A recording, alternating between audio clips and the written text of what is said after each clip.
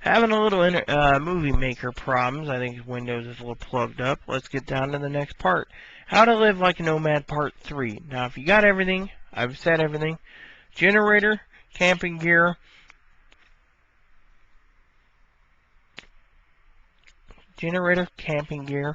Metropolitan quad bike or 6x6, pickup truck, your tent. Now, the tent for me will be a tent for a while until I get enough materials together to store away in a wall tent to build me my little cabin, which will be a one-room Alaskan Trapper style cabin, and then I'll be a happy little camper. Now, this is the problems with living out in the terrain. Now, I'm talking desert, we're talking anywhere.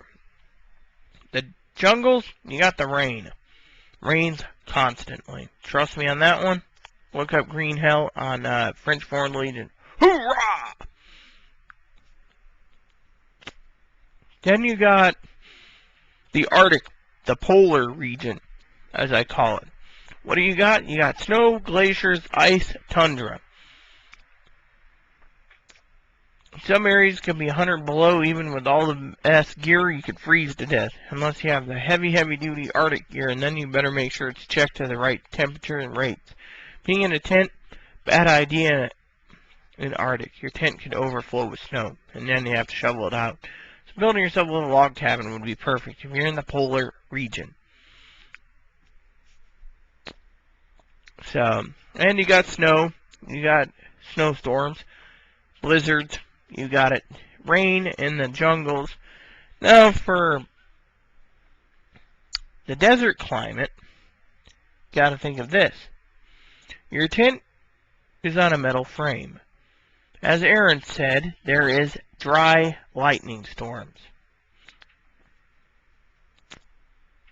That means, for no reason, it can lightning.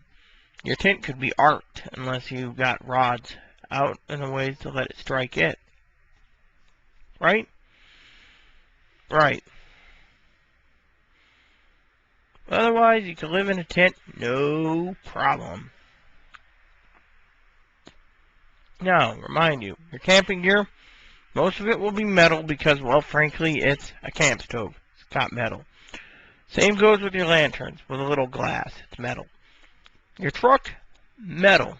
Your 4x4s and 6x6s, metal. Lightning is the main thing you gotta worry about in the desert. Now, if you're way out in the desert where there's like sandstorms, you gotta worry about sandstorms. But I'm talking about where I'm going, it's more dry lightning. Warm climate's not going to be a problem, but once in a while, if it does rain, you got to make sure your tent's set up so the water just goes around it. No problem.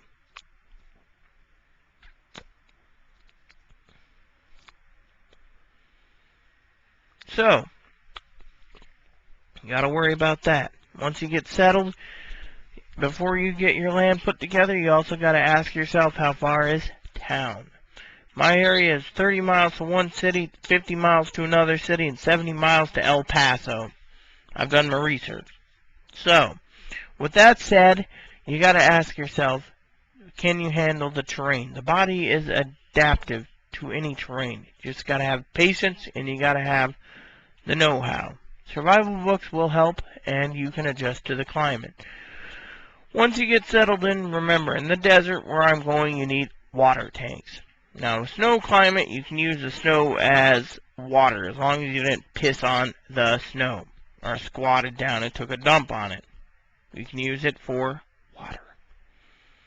Now, if you know what you're doing and you're really thirsty, you can also filter out your urine if you know what you're doing.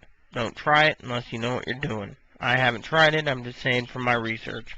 Now, with all that said and done, you got to ask yourself, is this what you want? Living as a nomad is hard, but it can pay off, because while you're living as a nomad, you still got some of your electronic gizmos, like internet, so you can get your latest books for your book collection, and your video games to play on your TV in the desert.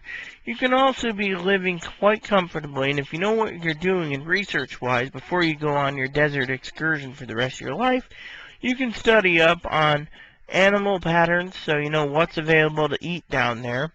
You can also know how to trap and hunt and kill and cook snakes. You can do other things. You know, each terrain's a little different. Just do your research.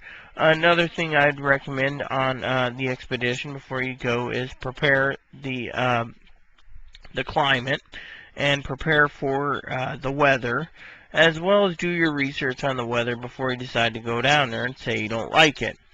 Now, with that said and done, I would say the final bit of info is with the internet, you can do a lot of research on where you're going, and you shouldn't have no trouble, you know? No trouble whatsoever. And you should be quite happy. What, you got some suggestions there? He must have been grunting. So, oh, that's cool.